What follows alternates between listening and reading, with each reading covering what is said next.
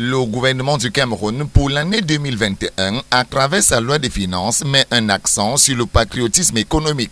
La loi de finances 2021 prévoit un soutien massif aux producteurs locaux à travers un train de défiscalisation de la production locale dans les secteurs clés tels que l'élevage, l'agriculture, la pêche, l'industrie pharmaceutique, sans oublier le secteur minier. Cette même loi de finances prévoit l'exonération des droits d'assises prohibitifs sur d'autres produits pour en décourager l'importation. Cette loi de finances prévoit des mesures de contingentement et imposition de quotas d'importation.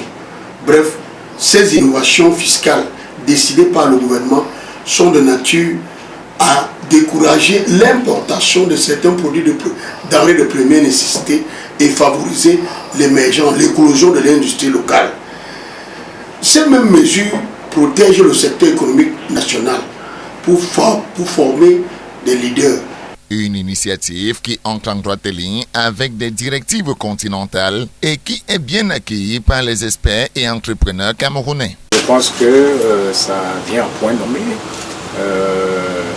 Ce n'est pas une mesure pour faire plaisir, c'est une mesure pour lancer enfin cette programmation qui voudrait faire du Cameroun dans les décennies à venir l'usine de la nouvelle Afrique. S'ils ont réfléchi et pensé qu'à partir de là, le Cameroun pourra décoller, ça c'est une très bonne chose. Parce que donc, si et seulement si ils implémentent ça et qu'ils nous donnent la possibilité de nous exprimer, je pense que nous avons beaucoup de projets pour notre pays.